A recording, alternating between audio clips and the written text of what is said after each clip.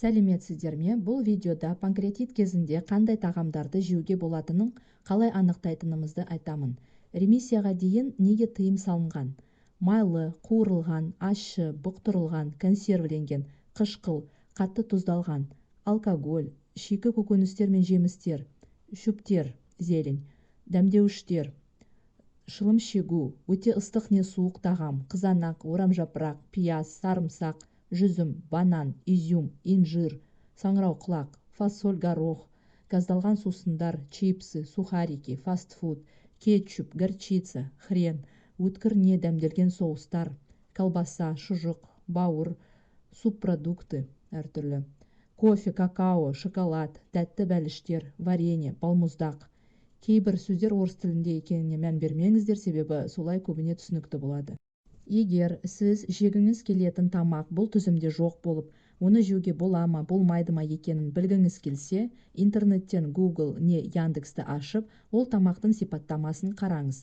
Мысалы, балық майлылығы деп теріңіз, онда 100 грамм тағамда 1,1 грамм деп шықса, ол сізге жақсы жағуы мүмкін.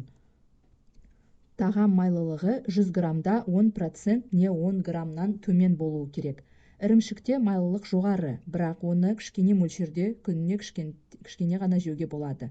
Яғни біз бірінші пунктте майлылықты қарастырамыз.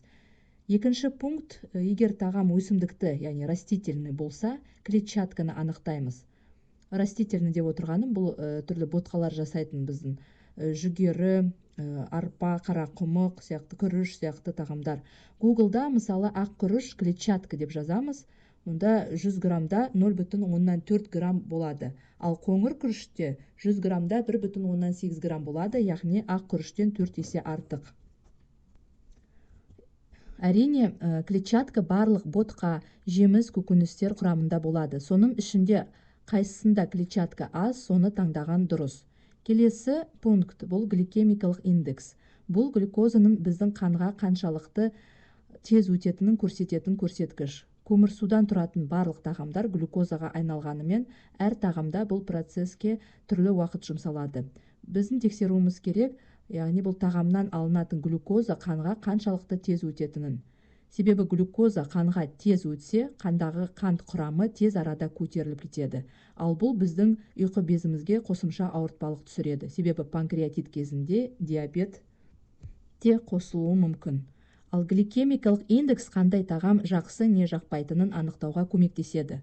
Мысалы, ақ күріш гликемикалық индексі 70, ал қоңыр күріште 50 болады. Яғни қоңыр күріш ақ күрішке қарағанда қандағы қант мөлшерін жай көтереді. Гликемикалық индекс тағамда неғұрлым төмен болса, соғұрлым сізге пайдалы.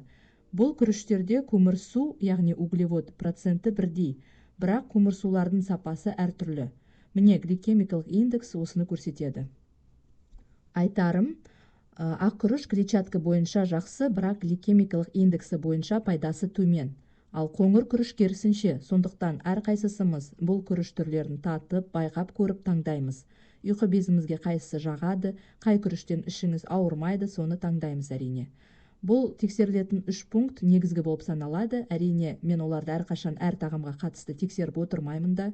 Мысалы, мен қарақұмықта, яғни гречкада, клетчатканың көп екенін білемін. Сонда да оны жеймін күнделікті. Ал дұрысы, қарақұмықты құрамында клетчатка көп болған соң, оны көп мөлшерде жемеу керек. Оны бәрі пайдалы деп жатады, бірақ ұйқы безі ауыратын адамға сау адамның жейтін тағамдары бара бермейтінін ескерткен жөн. Осылайша Google, Яндекс арқылы тағамның майлылығын, клетчаткасын, гликемикалық индексін анықтап, бұл тағамды ремиссияға дейін жеуге бола ма екенін біле аламыз.